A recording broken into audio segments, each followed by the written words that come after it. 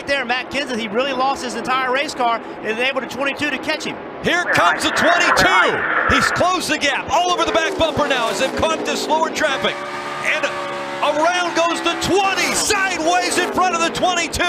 Kenseth slides, caution comes out. Coming out of turn 4, Logano's going to win again at Kansas. Yeah, it's hard to drive a car with the rear tires off the ground. So, you know, I was moving around the best I could. Joey was a lot tighter, a lot faster in a short run, but we were so much better in a long run. And I could still kind of get up the top and get around and get around them and catching 2 lap cars. And crazy told me I was clear, and I was. I pulled up in front of him, and, you know, he just lifted my tires off the ground and wrecked me. What will you talk to Joey about in regards to this incident? Oh, I won't talk to Joey. I don't have anything to talk to him about, really. So, I mean, you make decisions every day. You make decisions every minute behind the wheel. To me, strategically, that doesn't seem like such a great decision for him. But it's the one he made, and that's how he wanted to win. So I'm one of the only guys I think that haven't been into it yet with Joey. And I've always raced him with a ton of respect. I've actually been one of his biggest fans. Certainly not anymore, but I always was. So, you know, it's a shame. I'm glad the car's not wrecked. This might be deja vu all over again, but in reverse. And Labonte inside of Earnhardt. He taps him going into the 3rd corner. He gets way down on the apron of the track. Coming to the white flag. There's a leader change, and Labonte takes the lead. And meanwhile, Ricky Rudd trying to... Oh, and Earnhardt spins him out. Oh, man. And Tony Stewart is involved in the crash, as is Mark Martin, Sterling Marlin, and several others. Dale Earnhardt takes the checkered flag. Dale Earnhardt is in victory lane. It's the lowest start ever for a Bristol winner, and only the 2nd time that a driver has pitted from the backstretch and won. Davey Allison did it from the 19th starting position in the spring of 1990.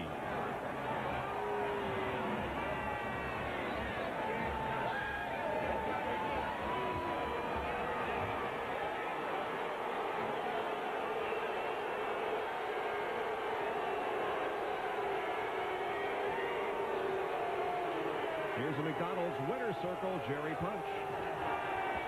Well, Dale Earnhardt climbs out with his 9th victory at Bristol.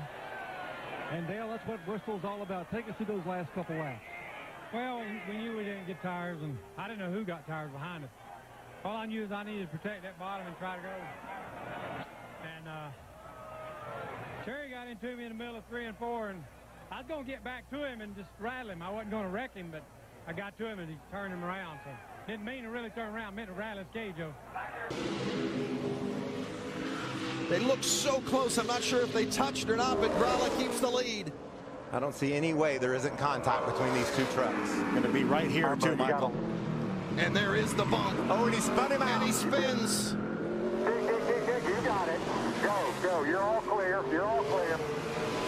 Coming to you guys. We got in the 33 just a little bit back there. He won the pole yesterday in record fashion, celebrating his 19th birthday, and today, Austin Cindric wins at Canadian Tire Motorsports Park. All right, great job. Kaz, was that a bump and run, or was that a dump and run? That was a dump and run.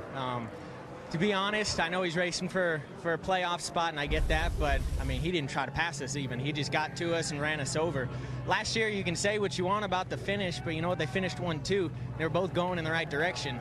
I mean, I don't think he even braked for turn 5. So, honestly, I know he's a great road course racer, and I had a lot of respect for that, but I lost some right there because I wouldn't race someone like that. I'd move them out of the way, especially with as much on the line as he had, but that was too dirty of a move. I can't get behind that at all.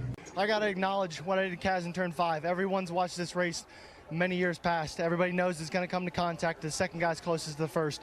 I raced with Kaz growing up. He drove my Bando, was the first car he ever drove. I know his family, so I know they're not going to be overly excited about it, but he already had a win, so I didn't feel too bad about having to do something to make it happen for this team. Here comes Ricky Rudd moving to the inside of Dale Earnhardt. He's not going to be able to pass him at the moment.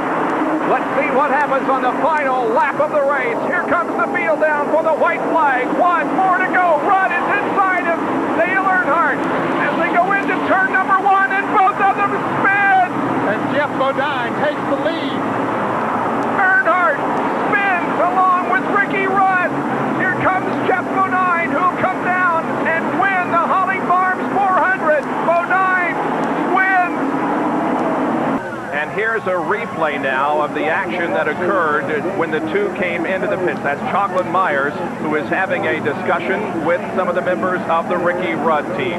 There's Larry McReynolds holding back one of the other members, and here comes the NASCAR official to say, okay guys, cool it. The race is over, and there's no sense crying over spilled milk. Dale, what happened up there? Really seen it on TV. Well, how do you see it? You obviously were involved. I gave him the whole bottom lane. He knocked the shit out of him. That's what Dale Earnhardt obviously upset about this situation. Obviously not. How will this affect your championship view from here on? You get 3 more to go. What do you think? They ought to find that son of a bitch. Let make him sit out the rest of the year.